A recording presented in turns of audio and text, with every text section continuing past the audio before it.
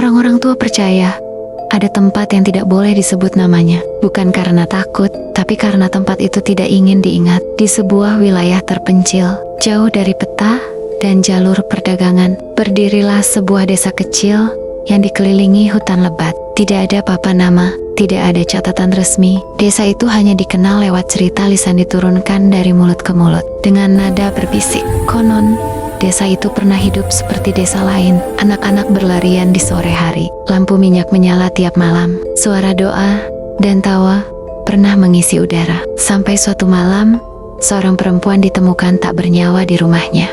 Tubuhnya tidak ada luka, tapi bagian perutnya kosong, seolah sesuatu diambil dari dalam. Awalnya warga mengira itu penyakit atau hewan buas, namun kejadian serupa terulang lagi dan lagi, selalu malam hari, selalu tanpa saksi. Lalu mulai terdengar suara aneh di atap rumah, bukan langkah.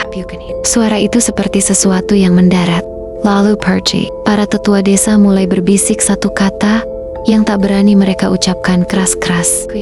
Makhluk yang dipercaya berasal dari perempuan yang mempelajari ilmu hitam. Di malam hari, kepalanya terlepas dari tubuh, organ-organ menggantung, terbang mencari mangsa darah dan nyawa manusia. Tak ada yang pernah melihatnya jelas, hanya bayangan, hanya rasa dingin di tengkuk dan bau amis yang tertinggal di udara. Warga mulai mengunci pintu rapat-rapat, menutup jendela dengan kain hitam, menggantung bawang, paku, dan doa di setiap sudut rumah. Namun semua itu tidak menghentikan teror.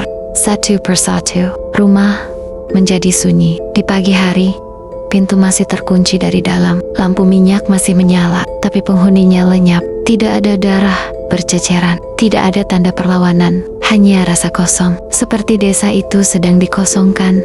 Perlahan, ketakutan berubah menjadi keputusasaan. Beberapa warga mencoba melarikan diri, tak satu pun kembali. Hutan di sekitar desa seolah menutup jalan. Jalur yang biasa dilewati mendadak hilang. Kompas tidak bekerja, dan siapapun yang mencoba pergi hanya berputar kembali ke titik semula, seolah desa itu telah dipisahkan dari dunia. Pada puncak teror, suara tangisan terdengar setiap malam, bukan dari satu rumah, tapi dari seluruh penjuru desa. Tangisan perempuan, panjang dan tidak manusiawi, sampai akhirnya suara itu berhenti. Pagi datang tanpa teriakan, tanpa tangisan, tanpa kehidupan. Seluruh desa kosong, rumah-rumah terbuka, piring masih di meja, pakaian tergantung di dinding. Tidak ada satu pun jasad, seakan semua penduduk diambil begitu saja. Beberapa bulan kemudian, sekelompok orang dari luar mencoba mencari desa itu, mengikuti cerita, mengikuti petunjuk samar. Namun yang mereka temukan hanyalah hutan lebat.